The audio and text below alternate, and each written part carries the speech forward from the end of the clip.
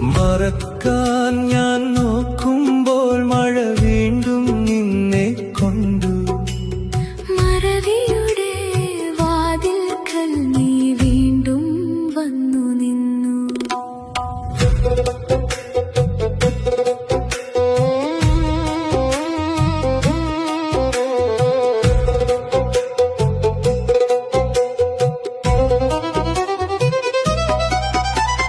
ചില്ലുകളിലൂ